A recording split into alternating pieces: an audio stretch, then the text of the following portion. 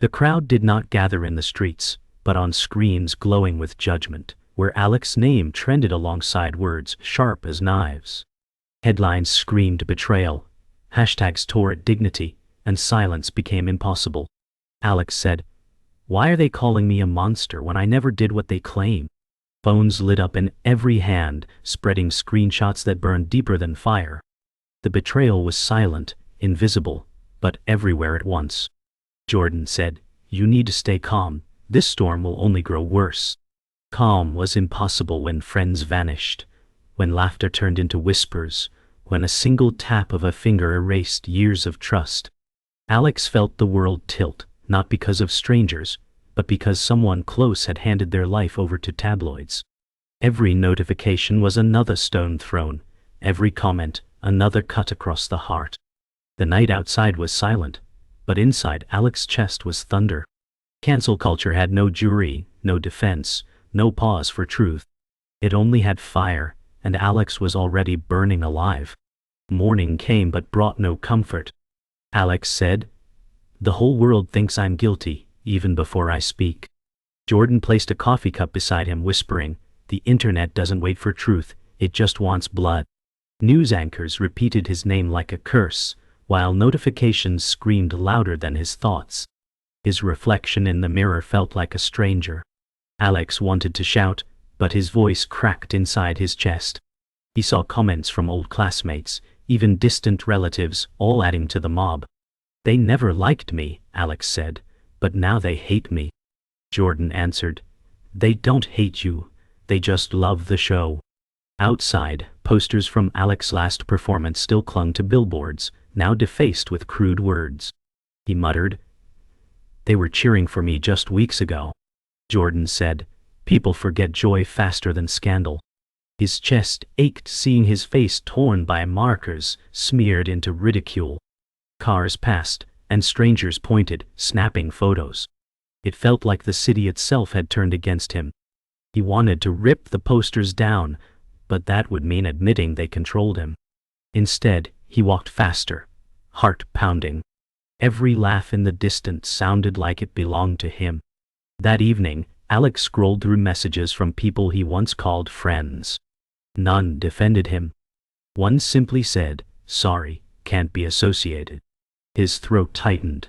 Jordan said, "They're scared, not cruel." But fear felt like betrayal when silence was louder than hate. Alex said, "Every friend is gone." Jordan whispered, "I'm still here, but even I feel the walls closing in." He dropped phone on table. The screen cracked like his trust. The storm wasn't just online anymore.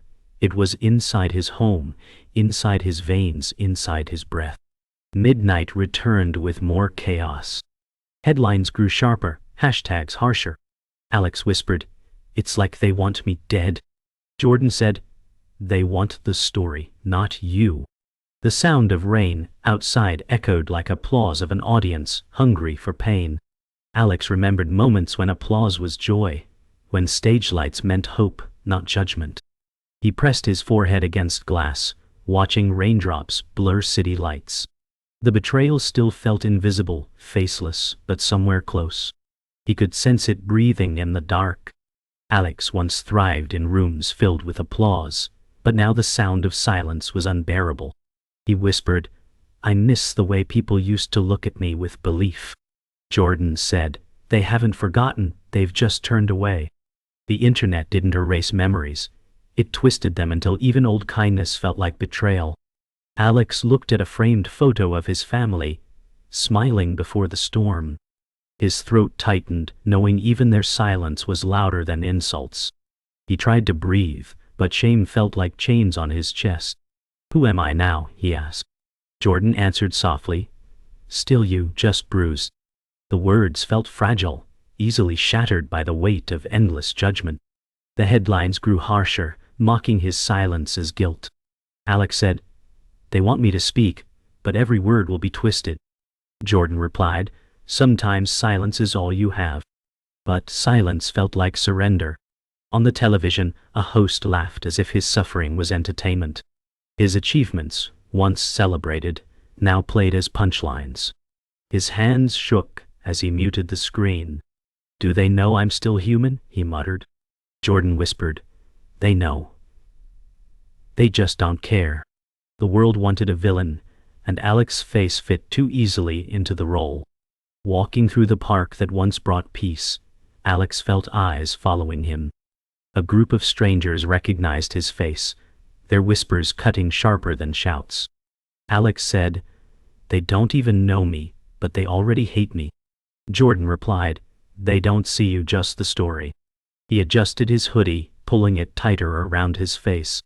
Children played nearby, laughter pure, untouched by cruelty. For a fleeting second, Alex remembered joy, before the weight of stairs dragged him back into the storm. Every step felt like moving through quicksand, slower, heavier, harder to escape. Alex sat alone at the piano, the instrument that once carried him to stages and dreams. His fingers trembled above the keys, unable to summon a note. "It feels like music belongs to someone else now," he whispered. Jordan leaned against the wall, eyes glistening. "It's still yours," she said. "You just don't believe it." The silence between notes was heavier than sound. He pressed a single key, and the echo broke his heart. Once his melodies had lifted rooms, now even the piano recoiled under shame. His gift felt stolen, not by mobs, but by doubt. Night crept in heavy, and Alex stood before the mirror, barely recognizing the reflection staring back. His skin looked pale, his eyes hollow, his smile erased. "This is who they destroyed," he muttered. Jordan came up behind him, meeting his reflection instead of his eyes. "No," she said softly, "this is who they tried to destroy." The distinction mattered, but only barely. He wanted to believe her words, but all he saw was the ghost of someone who once mattered. He pressed his palm against the glass, whispering, "I don't know how to fight anymore." The email arrived at dawn, colder than any headline. A sponsor severed ties, the message clinical: "We cannot be associated with ongoing controversy." Alex said, "They don't even ask if it's true." Jordan answered, "They care about image, not people." His chest burned as he remembered years of building trust, now reduced to a single cut-and-paste statement. The brand that once celebrated him now disowned him without hesitation. "They loved the profits, not me," he muttered. The betrayal wasn't just strangers with hashtags. It was corporations too eager to protect their own masks. His hands trembled as he closed the laptop, the glow fading like the last piece of certainty he had left. By noon, former colleagues stopped replying. Messages left unread, stacked like gravestones. Alex scrolled, whispering, "They used to beg me to work with them." Jordan said, "Now they're afraid of catching your fire." His phone buzzed with one final text, "Please, don't reach out again." It was signed by someone he once trusted. The rejection hit harder than insults online. Every silence became another scream, every unread message another scar. His throat tightened as if each word left unsent strangled him more than the mob ever could. He whispered, "I thought friendship meant more than headlines." Afternoon dragged him into public again. He walked down a street lined with posters advertising others who replaced him. Jordan said quietly, "They've already found someone new to cheer for." Alex muttered, "I was erased in weeks." The posters felt like gravestones of his career, each smile reminding him of what he lost. A group of teenagers recognized him, laughing as they snapped photos. Their mockery cut deeper than headlines. He wanted to shout, but his voice failed. Instead, he kept walking, heart racing, as if the pavement itself was pushing him out of the city he once owned. That night, his sister sent nothing more than silence. He had written, "I need you," and hours passed without a reply. Alex whispered, "Even family hides." Jordan touched his arm softly. "She's afraid, not gone." But fear cut deeper than hate. He stared at the phone screen until the battery died, refusing to believe silence was the final answer. The absence of words screamed louder than insults from strangers. The people who once carried him through storms now refused even to acknowledge the rain. He muttered, "Her silence hurts more than their cruelty." Midnight brought headlines sharper than knives. Old posts resurfaced, twisted out of context. Alex groaned. "They're digging through my bones," Jordan said. "They won't stop until they bury you." Screens blazed with accusations, each word slicing away at whatever dignity remained. He remembered writing those posts in ignorance, never meant as weapons, now turned into chains. His past had become their favorite ammunition. He whispered, "I can't fight history rewritten against me." The spiral felt endless, each hour heavier, every headline crueler. The storm was no longer closing in, it had swallowed him whole. Morning brought another wound, sharper than any headline. A colleague who once praised Alex's work had written a statement online, not defending him, but distancing themselves. Alex whispered, "They used to call me a brother." Jordan said, "They see opportunity in your fall." The betrayal was disguised as professionalism, but Alex recognized the ambition beneath it. The colleague now filled roles that once belonged to him, feeding quietly on the storm. "They didn't just leave me," Alex muttered. "They climbed over me." The realization stung like fire, leaving him shaking with rage. The mob wasn't enough. Even allies became opportunists. By afternoon, betrayal struck deeper. An old friend he trusted had posted screenshots, claiming Alex confessed to things he never said. Alex shouted, "That's twisted, I never wrote that." Jordan grabbed his arm, whispering, "It's envy, not truth." But the damage was done. The screenshots spread faster than fire, tabloids splashing them across headlines. Every shared image felt like another stab in his back. His heart pounded so hard it hurt, the world shrinking until all he saw was that familiar name attached to a knife aimed at his chest. He whispered, "How could they do this to me?" That night, Alex reached out to his sister again, desperate for comfort. This time, her silence was broken with a short reply. "I can't be seen defending you." The words shattered him. Alex said, "Even family hides to protect themselves." Jordan whispered, "Her fear doesn't mean she doesn't love you." But the message replayed in his head, louder than compassion. He had lost not only strangers, sponsors and friends, but also the voice of blood. "If even she abandons me," he muttered, "then maybe I deserve this." The thought terrified Jordan, who held his hand tighter, refusing to let him sink. Rumors grew wilder, whispers twisting into claws. In a crowded bar, Alex overheard strangers dissecting his life like gossip over drinks. One man laughed. He had it coming. Alex clenched his jaw, whispering, "They don't know me."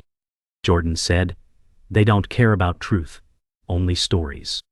The betrayal wasn't only from friends now, but from the collective crowd. He felt trapped, like prey surrounded by hunters.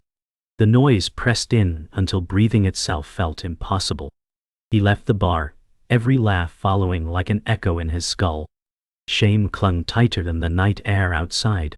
By midnight, Alex faced himself again in the mirror, but this time it wasn't just shame staring back. It was betrayal carved into his features.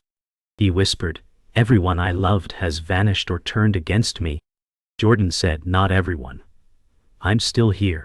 But her voice, steady as it was, could not silence the chorus of abandonment, echoing inside him. Each memory of trust now felt poisoned, every smile remembered as a mask hiding knives. He pressed his palm flat against the glass, muttering, "It's not the mob that broke me, it's the ones I trusted most." Alex sat in silence, scrolling through headlines until one detail caught his eye. The screenshots flooding tabloids carried timestamps matching private late-night talks. He whispered, "No one else had those." Jordan leaned closer, alarm sharp in her voice. "You shared them with only one person." The realization slammed into him like a blade through the ribs. The betrayal wasn't from strangers, it was from his best friend. His hands shook so violently the phone almost slipped. "They sold me out," Alex muttered, rage mixing with disbelief. Trust, once unbreakable, was revealed as nothing but glass, shattered by envy and greed. Alex's memory unraveled, recalling each time his friend asked for details, every just between us conversation. Now each moment stung with poison. He whispered, "They collected my words like weapons." Jordan said, "They didn't betray by accident, Alex. This was planned." The truth left no air in the room. His chest heaved, fists pounding the desk. "I trusted them more than anyone," he growled.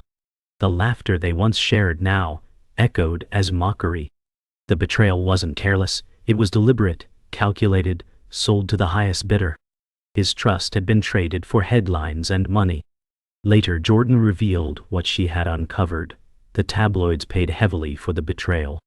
Alex staggered, whispering, "They sold my life like a story."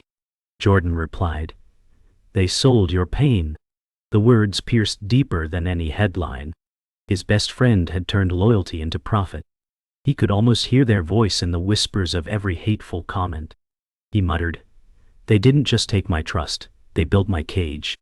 His reflection on the dark window showed a man broken not by strangers, but by someone who once promised never to leave. Betrayal had a face he once called family.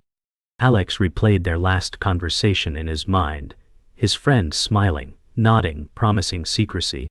He whispered, "They were smiling while handing me over." Jordan's voice cracked. "That's not friendship, that's betrayal dressed as loyalty." Alex's chest felt hollow, each breath heavy with disbelief. He slammed the window shut, muttering, "They didn't just sell screenshots, they sold me." The betrayal twisted not just his trust, but his very sense of self. He had shared his fears, his dreams, his fragility, and all of it became ammunition. His voice shook. "The sharpest knife came from the hand I trusted most." By dawn, the betrayal felt heavier than the mob itself. Alex whispered, "Strangers could never have destroyed me without help from inside." Jordan said, "And now you see who held the blade." He collapsed into a chair, the storm outside fading compared to the one inside his chest. "My best friend," he muttered, "my executioner." The weight of truth was unbearable, yet liberating. The mob was faceless, but betrayal had a name, a smile, a memory. For the first time, Alex felt the storm wasn't random. It was orchestrated. His fall wasn't just public, it was personal. The night air was sharp, but the storm inside Alex burned hotter. He stood on stage in an empty theater, staring at rows of seats that once echoed with applause. "This was my kingdom," he whispered, "and now it's my grave." Jordan stood at the side, her voice trembling. "It's not the stage that betrayed you, Alex, it was them." His fists clenched as memories flooded, cheers turned to jeers, loyalty turned to knives. He shouted, "They wanted a villain, and I gave them nothing, yet they still carved me into one." His voice cracked, echoing off the hollow walls. For the first time, rage drowned out grief. Backstage, his phone buzzed with new headlines, his betrayal plastered on every site. Alex hurled it against the wall, shouting, "Let them watch me break." Jordan rushed to him, her voice sharp, "Don't give them the ending they want." But Alex felt consumed, every heart beat louder than the silence of abandoned friends. "They wanted destruction, now they'll see it," he spat. His chest heaved, rage boiling over into a scream that rattled the empty hall. The betrayal had turned him from performer into spectacle, but this time he controlled the stage, even if only through pain. He stormed out into the rain, the city alive with glowing billboards bearing his face beside slanderous captions. Alex raised his voice to the sky. "You'll never know me, but you'll never forget me either." Jordan chased after him, shouting, "Stop letting them win!" Cars slowed, strangers pointing phones at his fury. Every raindrop felt like an audience clap, every camera another executioner. He stood in the middle of the street, drenched, broken, yet defiant. "They turned my life into theater," he muttered, "so let them watch the final act." Police lights flashed as voices grew louder. A crowd formed, phones raised, recording his collapse. Alex's voice cracked. "You wanted blood. Here it is." Jordan pushed through, shouting, "He is not a monster," but her words were drowned by laughter and clicks. The betrayal of strangers, the betrayal of friends, the betrayal of silence, all collided in that moment. Alex fell to his knees, fists pounding wet pavement, tears mixing with rain. His roar cut through the chaos, not a confession but a primal scream. The storm had reached its breaking point, and the world finally saw his ruin. Later, in the silence after chaos, Alex sat drenched in a dark alley, breath ragged, eyes hollow. Jordan crouched beside him, whispering, "You're still here. That means you haven't lost." He laughed bitterly. "I've lost everything." She gripped his hand tighter, replying, "Not everything. You still have me, and you still have truth." His gaze lifted toward her, faint light flickering in his broken stare.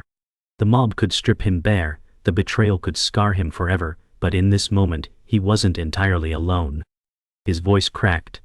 "Then maybe that's enough to keep breathing." The morning crept in through blinds, pale and indifferent, as if the world had no memory of the night before. Alex sat at his desk, shoulders hunched, eyes hollow, scrolling through feeds that no longer bore his name. The chaos that had consumed him was already replaced by a fresh scandal. He whispered, "They've forgotten me so easily." The words tasted bitter, not because the noise was gone, but because silence cut deeper.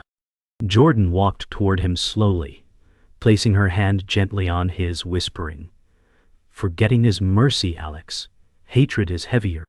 He turned his face toward her, voice breaking. "Mercy feels like exile. They didn't forgive me, they just erased me." On the desk, blank pages stared back at him, once filled with lyrics, now an empty battlefield. He muttered, "I used to belong to the world. Now I don't even belong to myself."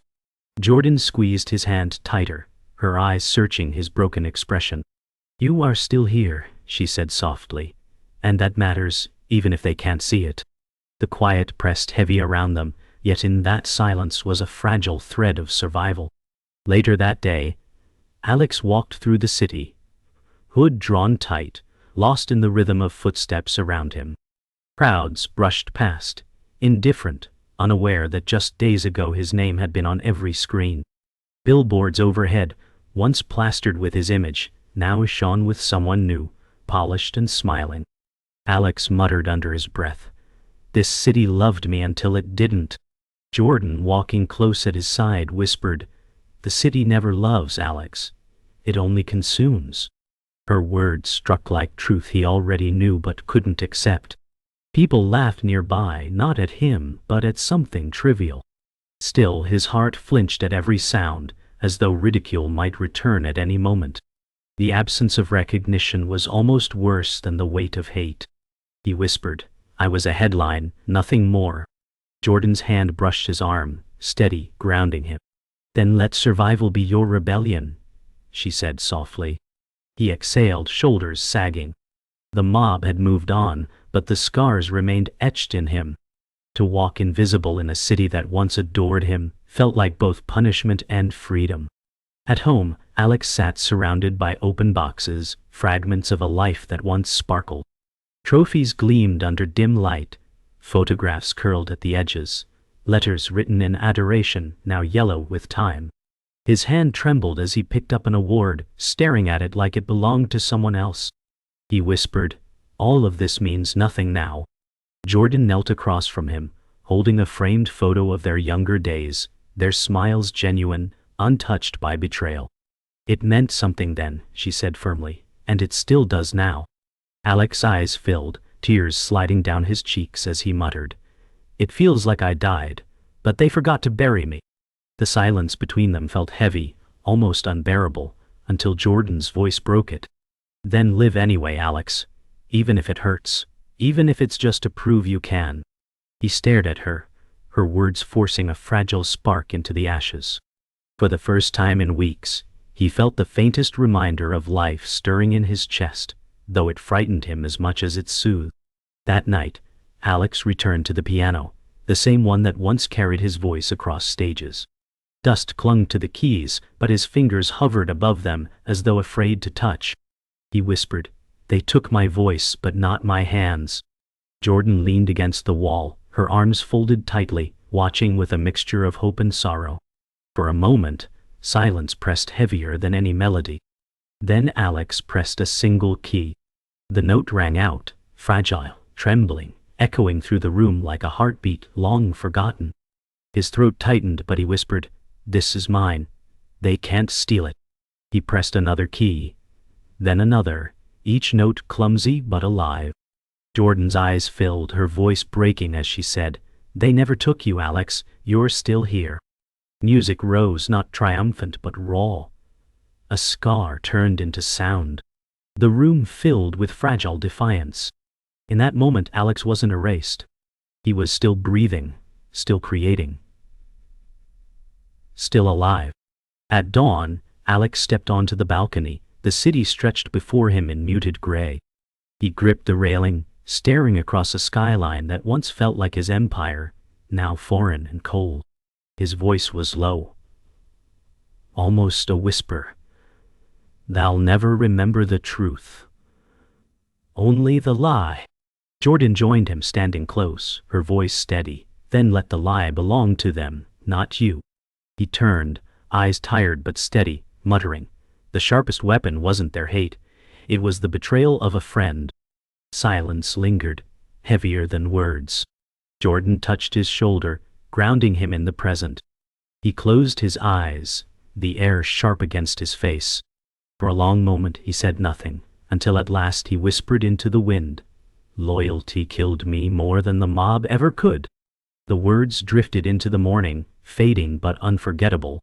The storm had ended, but its echo would live on, haunting him, haunting her, haunting the silence they both carried.